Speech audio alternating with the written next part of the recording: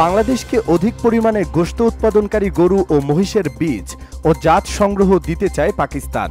এছাড়া বাংলাদেশের পাট এবং পাটজাত পণ্যের ব্যাপক চাহিদা থাকায় আমদানি করার আগ্রহ দেখিয়েছেন বাংলাদেশে নিযুক্ত পাকিস্তানের হাইকমিশনার সৈয়দ আহমেদ মারুফ। বুধবার সচিবালয়ে মৎস্য ও প্রাণী সম্পদ উপদেষ্টা ফরিদা আক্তারের সাথে তার অফিস কক্ষে সাক্ষাৎকালে পাকিস্তানের হাইকমিশনার এ আগ্রহের কথা জানান। হাইকমিশনার বলেন, বাংলাদেশ পাকিস্তান থেকে অধিক পরিমাণে গোশত উৎপাদনকারী গরু ও মহিষের বীজ ও জাত সংগ্রহ করতে পারে। উপদেষ্টা ফরিদা আক্তার হাইকমিশনারকে স্বাগত জানিয়ে বলেন, চলমান সংস্কারের অংশ হিসাবে মৎস্য ও প্রাণী সম্পদ মন্ত্রণালয় বিভিন্ন খাতে নানারূপ কার্যক্রম চালিয়ে যাচ্ছে। সাক্ষাৎকারে দুদেশের স্বার্থ সংশ্লিষ্ট বিষয় নিয়ে আলোচনা করা হয়।